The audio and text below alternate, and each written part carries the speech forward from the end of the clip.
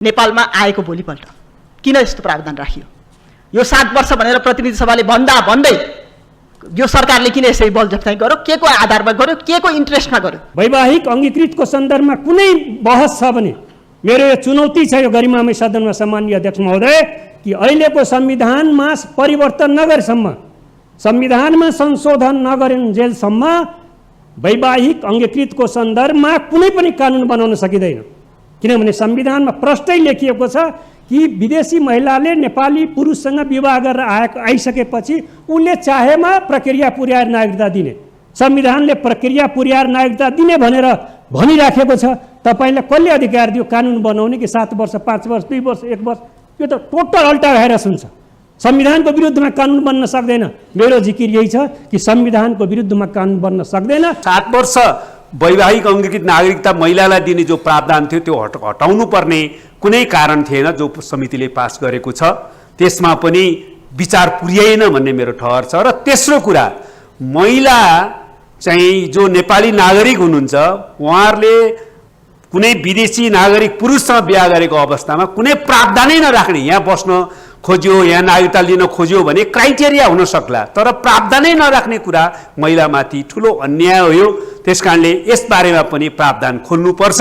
नेकपा कालमा भएको ऐतिहासिक गल्ती, असंवैधानिक निर्णयलाई अहिले करेक्सन भएको छ र यो करेक्सन गर्ने कामको अभियानको पहल कदमी त्यसको नेतृत्व कमरेड प्रचण्डले, माधव कुमार नेपाल र नेपाली कांग्रेसले संयुक्त रूपमा लिएको छ। यो त्यो गल्तीलाई आज करेक्सन भएको छ। मोबाइल बन्द गर्नुस्, मोबाइल साइलेन्ट भयो भन्ने मलाई पनि लाग्दछ। मैले यो नागरिकताको विषयमा यो संशोधन विधेयक यस रूपमा यहाँ आइपुग्नुभन्दा अगाडि पनि यही गरिमामय सदनमा बोलेको थिएँ। यसमा म 4वटा कुरा बुँदागत रूपमा भन्न चाहन्छु। पहिलो कुरा, संविधान जारी गरिसकेपछि पनि नेपालको संविधान अनुसार नागरिकता पाउनुपर्ने नेपाली नागरिकहरू, विशेषतः नेपाली नागरिक बाबुआमाका सन्तानहरूले अहिलेसम्म नागरिकता प्राप्त नगर्ने जो स्थिति थियो त्यसलाई समाधान गर्नुपर्थ्यो, ढिलो भइसकेको थियो। त्यो हल हुने दिशातिर गएको छ, त्यो राम्रो कुरा हो। अर्को कुरा, यहाँ जन्म भएको तर बाबुको पहिचान नभएको चाहिँ नागरिकलाई के अरे स्व घोषणाको आधारमा, महिलाको आमाको स्व घोषणाको आधारमा जिने पनि सकारात्मक कदम हो, त्यो पनि आवश्यक थियो, त्यो सही भएको छ।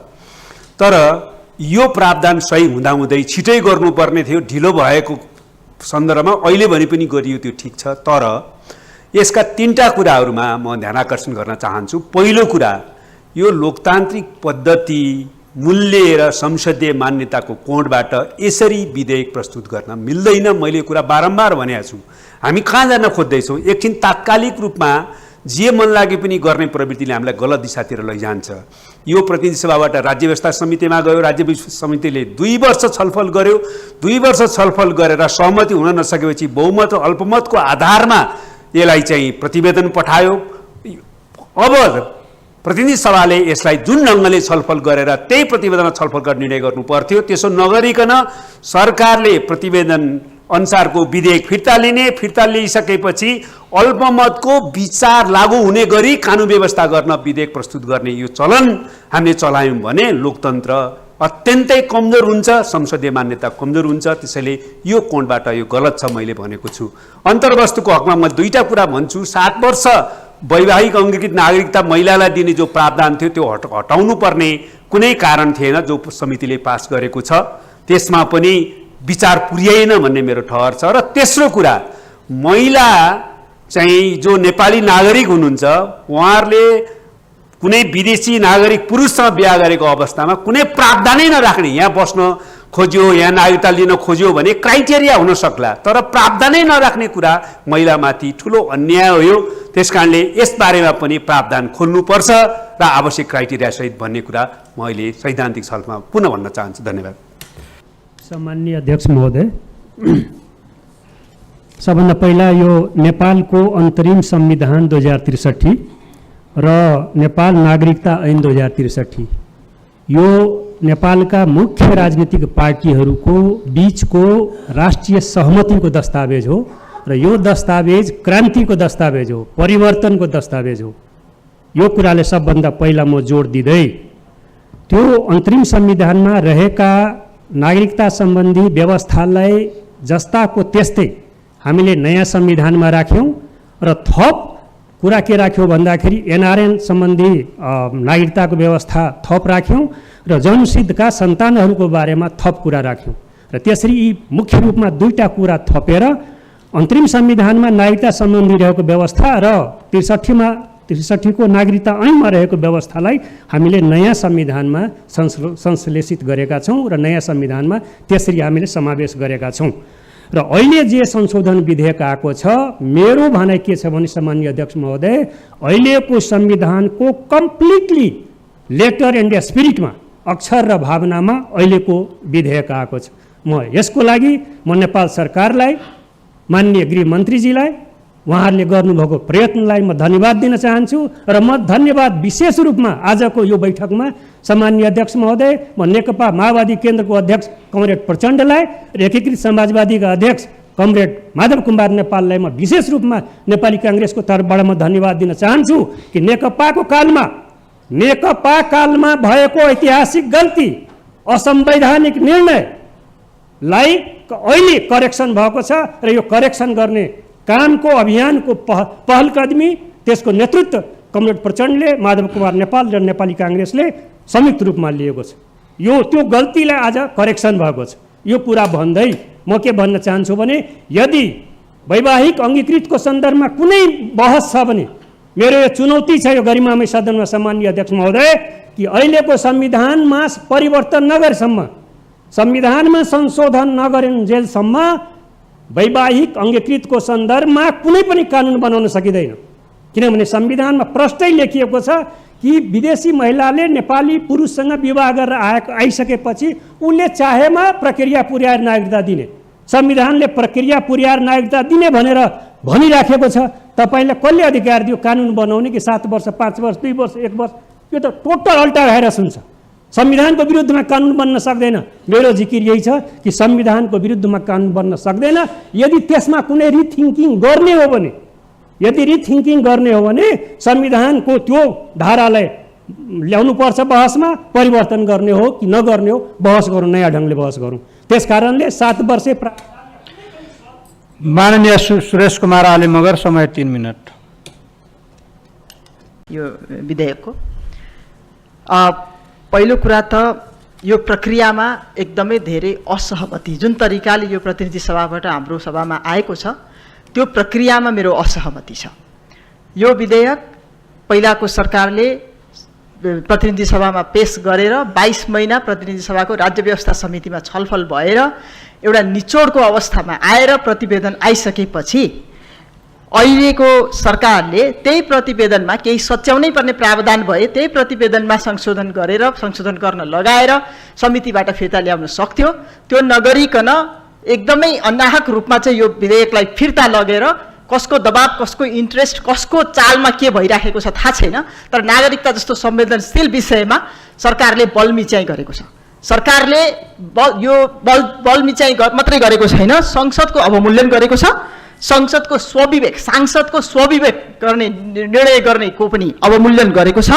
गठबन्धनको नेताहरूको म सबैको भन्दिनँ, गठबन्धनको नेताहरूको बलमिचाइ देखिएको छ। यो प्रक्रियामा मेरो असहमति छ। यदि भन्दै पनि 6.5 लाख भन्दा बढी युवा युवती अहिले राज्यविहीन छन्, नागरिकता विहीन छन्। तिनले नागरिकता पाउनुपर्छ यो कुरा हामीले पहिला पनि उठाएको हो र अहिले पनि तिनीहरूको त्यो नागरिकता विहीन भएका युवा युवतीहरूलाई नागरिकता दिने एकल आमाका सन्तानहरू विशेष गरिकनलाई चाहिँ नागरिकता दिने जुन प्रावधान आएको छ त्यो सही छ। त्यो सही भएको कारणले हामीले यो विधेयकलाई फिर्ता गर्नको लागि पनि अप्ठ्यारो भइरहेको छ। तर यो नागरिकता विधेयक आउन पर्थ्यो, ती नागरिक विहीनहरूले नागरिकता पाउनु पर्थ्यो। यो सवाल हामीले बारम्बार वकालत गर्दै आएको हौँ। त्यही मौका छोपेर केही डरलाग्दा प्रावधानहरू यहाँ ल्याएको छ, त्यसको म विरोध गर्छु। पहिलो कुरा, सार्क मुलुकमा हेर्ने हो भनेदेखि भारत, अफगानिस्तान, श्रीलङ्कामा वैवाहिक अङ्गीकृत नागरिकता 7 वर्षमा पाइन्छ। पाकिस्तानमा 5 वर्ष, मालदिप्समा 12 वर्ष पर्खिनुपर्छ, बङ्गलादेशमा 2 वर्ष। नेपालमा आएको भोलिपल्ट किन यस्तो प्रावधान राखियो?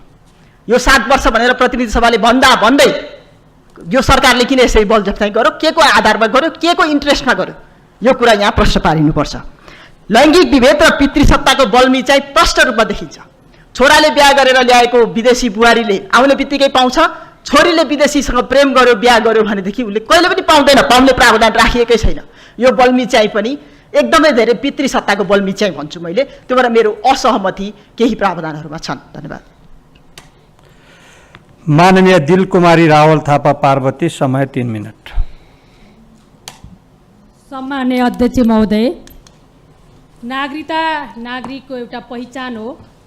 हामीले हाम्रो संविधान जारी भइसकेपछि संविधान जारी भएको 3 वर्षभित्र मौलिक हकले व्यवस्था गरेको नागरिकता सम्बन्धी विधेयक बन्नु पर्थ्यो र अघि मान्य सचिवहरूले उठाउनु भएको जस्तै लामो समय प्रतिनिधि सभाको राज्य व्यवस्था समितिमा छलफल भएको नागरिकता विधेयक त्यहीबाट समाधान खोजिनु पर्थ्यो।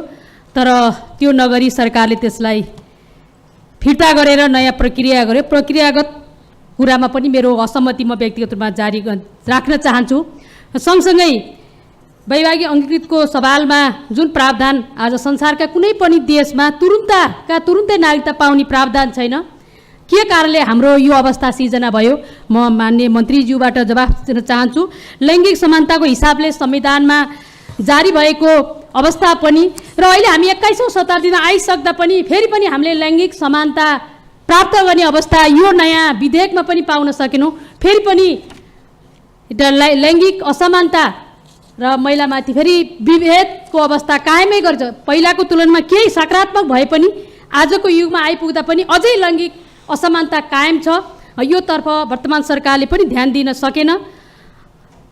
म यो कुरा राख्न चाहन्छु। धन्यवाद। माननीय खिमलाल देवकोटा, समय 3 मिनट। सम्माननीय अध्यक्ष महोदय, नागरिकता व्यक्तिका लागि त्यस देशको सदस्यताको प्रमाणपत्र हो। त्यो देशको नागरिक हुनुको परिचय हो, पहिचान हो।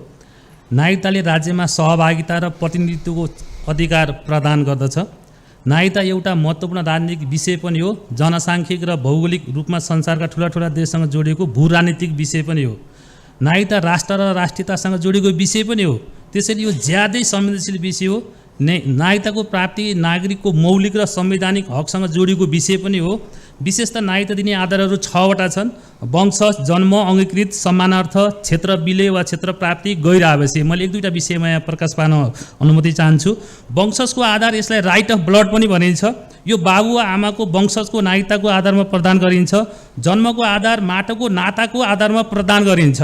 व्यक्ति जुन देशमा जन्मियो त्यही देशको नागरिकता पाउनुपर्छ भन्ने मान्यताका आधारमा यस प्रकारको नागरिकता प्रदान गरिन्छ। यो विषयसँग जोडेर सम्माननीय अध्यक्ष महोदय, 2046 सालको चैत्र मसान्तभित्र नेपालमा जन्म भई नेपालमा स्थायी बसोबास गर्ने व्यक्तिलाई यसअघि जन्मको आधारमा नागरिकता दिएको थियो। यस व्यवस्थाअनुसार 1,90,726 जनाले जन्मसिद्ध नागरिकता प्राप्त गरेका थिएछन्। तर तिनको सन्तानले जन्मसिद्ध आधारमा नागरिकता प्राप्त गर्ने प्रक्रिया कानुनका अभावमा रोकिएको थियो। नागरिकतै नभएका कारण ब्याङ्कमा खाता खोल्न, राजधानी बनाउन, सवारी चालक अनुमति पत्र लिन, उच्च शिक्षा अध्ययन गर्न, रोजगारी लगायतको समस्या छ। यो विधेयकले यसको समाधान गर्नेछ। यस आधारलाई हेर्ने हो भने यो विधेयक सकारात्मक छ, प्रशंसनीय छ। विधेयकले नेपालको नागरिक आमाबाट नेपालमा जन्म भएको, नेपालमा नै बसोबास गरेको, बाबुको पहिचान हुन नसकेको र त्यस्तो पहिचान हुन नसकेको भन्दै सो घोषणा गर्ने व्यक्तिले आमाको नामबाट मात्र पनि वंशजको नागरिकता पाउने व्यवस्था गरेको छ। यो पक्ष पनि सकारात्मक छ। यहाँनिर के समस्या हुन सक्छ भन्ने मेरो अनुमान छ। जस्तो लोभ लालच देखाएर वा धम्काएर नक्कली आमा खडा गरिन्छ कि भन्ने चिन्ता पनि हामीले जाहेर गर्नुपर्छ, अनुमान गर्नुपर्छ। अध्यक्ष महोदय, बाबुको पहिचान हुन नसकेको बेहोराको नागरिकता लिने व्यक्ति वा उसको आमाले सो घोषणा गर्नुपर्ने प्रावधान चाहिँ विधेयकमा छ। सो घोषणा गर्नुपर्ने विषय महिलाको निष्ठा, आदर्श र पवित्रमाथि नै अपमान हो, गरियो भन्ने मेरो ठम्याइ छ। अङ्गीकृतको आधार, यसमा पनि अलिकति केही बहस छलफल हामीले गर्नै पर्ने हुन्छ। राज्यले तोकेको निश्चित आधार मापदण्ड पुरा गरी विदेशी नागरिकलाई कानुनी प्रक्रिया पुर्याई यस प्रकारको नागरिकता प्रदान गरिन्छ। आफ्नो देशको विशिष्टता अनुसार सशर्त यस प्रकारको नागरिकता वितरण भएको पाइन्छ। यो राज्यको इच्छाको विषय पनि हो। यहाँनिर हामीले एउटा हातले सिन्दुर लगाउने, अर्को हातले चाहिँ नागरिकता दिने गरी विधेयक आएको छ। राज्य व्यवस्था समितिले 7 वर्ष लगाएर 2017। त्यसै गरी अर्को एउटा विभेद मोबाइल बन्द गर्नुहोस्। मोबाइल भयो भन्ने मलाई पनि लाग्दछ। जस्तो नेपाली पुरुषले विदेशी महिला बिहा गरेको सम्बन्धमा त एउटा प्रावधान अथवा एउटा कानुन हामी बनाउँदैछौँ। तर नेपाली महिलाले विदेशी पुरुषसँग बिहा गरेको सम्बन्धमा खोइ त त्यो त छैन।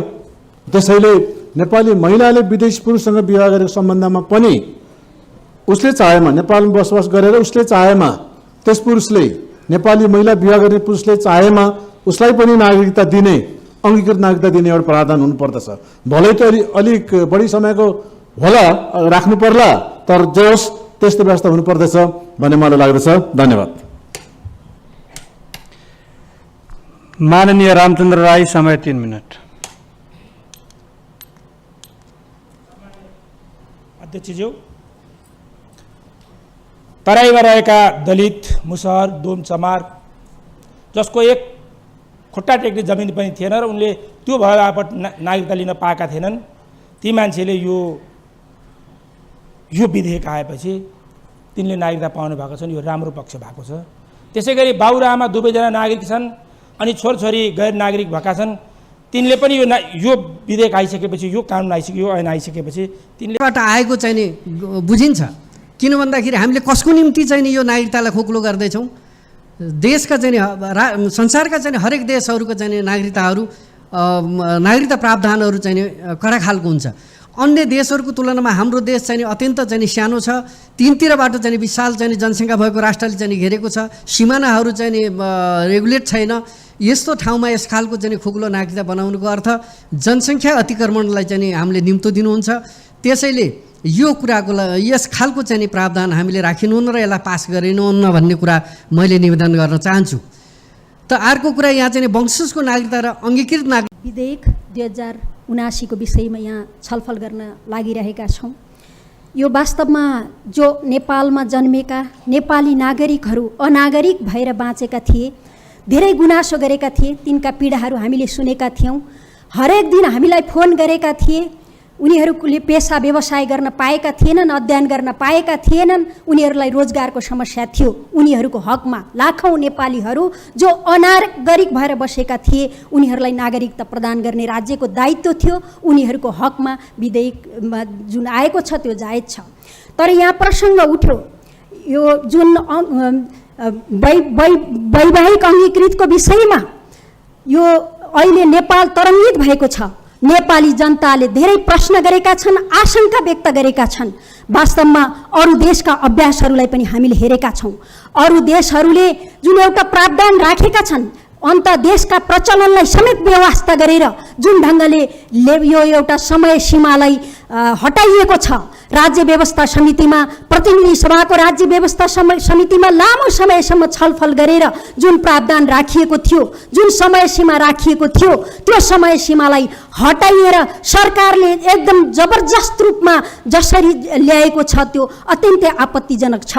हामीलाई थाहा छ सिक्किम भारतमा विलय हुँदाखेरि रातारात भएको थिएन।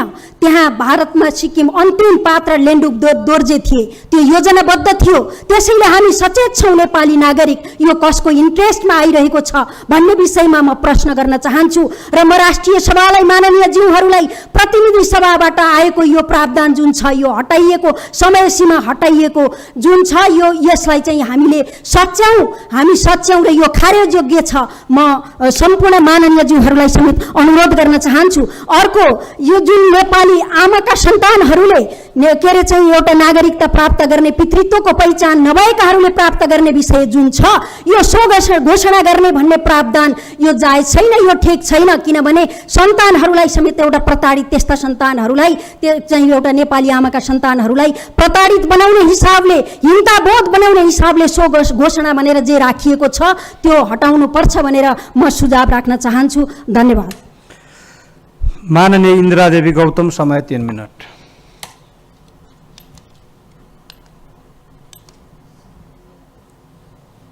सम्माननीय अध्यक्ष महोदय, यो नागरिकता सम्बन्धी विधेयक आएको छ। यो लामो प्रतीक्षापछि प्राप्त गरेका छौँ हामीले। धेरै नागरिकहरू हाम्रा नेपालमा जन्मिएका नेपाली बाबुआमाका छोराछोरीहरूले नागरिकता नपाएर धेरै कुराहरूबाट वञ्चित हुनु परेका कुरा हामीले बारम्बार उठाउने गरेका थियौँ। हामीलाई फोन पनि आउने गरेको थियो, नागरिकता विधेयक अगाडि आउनुपर्ने थियो। तर जुन तरिकाले यो नागरिकता सम्बन्धी विधेयक अगाडि ल्याइएको छ यो एकदम सरासर गलत तरिकाले यो खास व्यक्ति अथवा खास एउटा राष्ट्रपतिको इमान्दारिता तरिकाले आएको जस्तो मलाई लागिरहेको छैन। यो विधेयकमा जुन महिला र पुरुषको बिचमा जुन खालको विभेद गरिएको छ त्यो पनि अत्यन्तै गलत तरिकाले गरिएको छ। यसमा जस्तो विवाह गरेर कुनै पनि पुरुषले महिला विवाह गरेर ल्याउने बित्तिकै उसले तुरुन्तै नागरिकता पाउने, अनि महिलाले विदेशी पुरुषसँग विवाह गर्दा त्यस सम्बन्धमा विधेयक नबोल्नु यो अत्यन्तै महिलाप्रतिको गैर जिम्मेवारी अथवा संविधानले दिएका जुन अधिकार हुन् त्यो अधिकारलाई अहिलेको यो नागरिकता सम्बन्धी विधेयकले कुण्ठित बनाएको मैले महसुस गरेको छु। अर्को कुरा, जस्तो यो नेपाल हाम्रो देश छिमेकी ठुल्ठुला राष्ट्रहरूको बिचमा छौँ हामी, घना प्रतिनिधि सभाबाट सन्देशसहित प्राप्त नेपाल नागरिकता पहिलो संशोधन विधेयक 2079 सम्बन्धी छलफलको क्रममा म प्रतिनिधि सभालाई धन्यवाद दिन चाहन्छु। कुनै पनि नेपाली नागरिकलाई नागरिकता प्राप्त गर्ने हकबाट वञ्चित नगरिने संवैधानिक व्यवस्था रहेको हुँदा उहाँहरूले सही निर्णय लिएर राष्ट्रिय सभामा पठाउनु भएको छ। जन्मको आधारमा नेपालको नागरिकता प्राप्त आमा बुवाको सन्तानले वंशजको आधारमा नेपालको नागरिकता प्राप्त गर्ने संवैधानिक व्यवस्था बमोजिम यो विधेयक पेश भएको छ। नेपालको नागरिक आमाबाट नेपालमा जन्म भई नेपालमा नै बसोबास गरेको र बाबुको पहिचान हुन नसकेको व्यक्तिलाई वंशको आधारमा नेपालको नागरिकता दिने प्रावधान रहेको छ। तर बाबु विदेशी नागरिक ठहरेमा सो वंशज नागरिकता अङ्गीकृत नागरिकतामा परिणत हुने संवैधानिक व्यवस्था छ। दक्षिण एसियाली क्षेत्रीय सहयोग सङ्गठनको सदस्य राष्ट्रबाहेक